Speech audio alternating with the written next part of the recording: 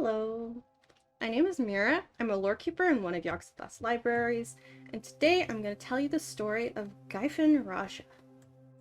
Long ago, in the ancient kingdom of Orzeka, nameless children were offered up to the divine tree Kuduran of the Thornwood goddess, once worshipped by the Orzekans. It was believed that their suffering would bring about the abundance of the goddess somehow.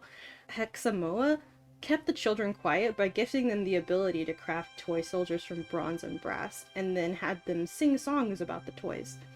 The children would lose themselves for hours playing with their toy soldiers in the pitch-black cave without a single light.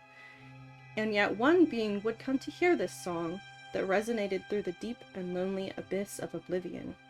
That being would be Ibador, the white snake of Hadum, drawn to the hopefulness of the children's songs. It would say, "My small pretty fairies, name your toy soldiers, then they shall become your friends and join in your song. Sing about dancing together in flower beds, on white sands by the sea, through the thick forest." And when the children obeyed, Ibador breathed life into the toy soldiers, and they became the Gyfin Rhasia, living weapons. The Gyfin would free the children from their cages and would wage war on the witch and the priests of Orzeka, but would be defeated. The Gyfin Rhasia who remained would flee Odyllita, passing through Saloon's border on their way to Kamasylvia. The intelligence and strength of the bears and wolves of Saloon would be attributed to the Gyfin Rhasia's influence.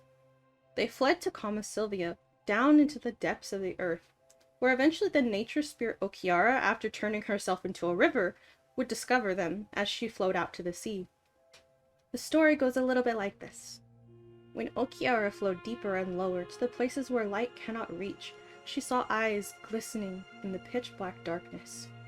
Putting her fears aside, she flowed ever closer to it, and she realized that they belonged to ancient weapons made of brass and bronze. They were crouching in a dark cave, singing a sad song. "They say we are destined to meet a lonesome end, so let us be forgotten here quietly," said one of the ancient weapons to her. But Okiara smiled gently and led them into the sun, looked into their eyes and said, "Your sorrowful faces reflected in my river break my heart. Come with me. The goddess will allow you all to live in the woods, so I beg you do not hide in the dark like a criminal.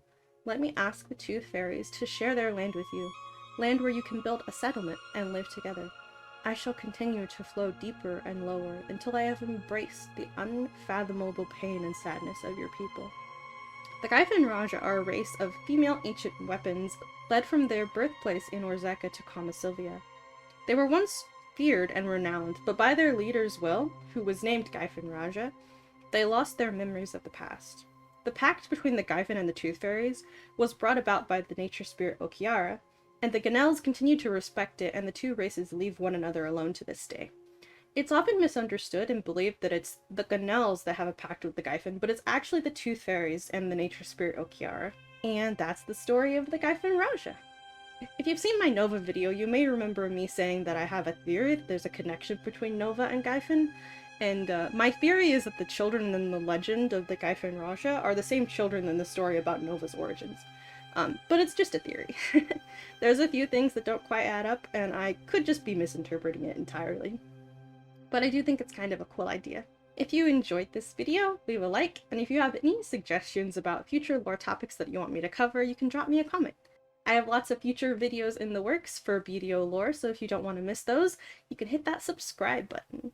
Thank you so much for watching, and I'll see you next time here in the library.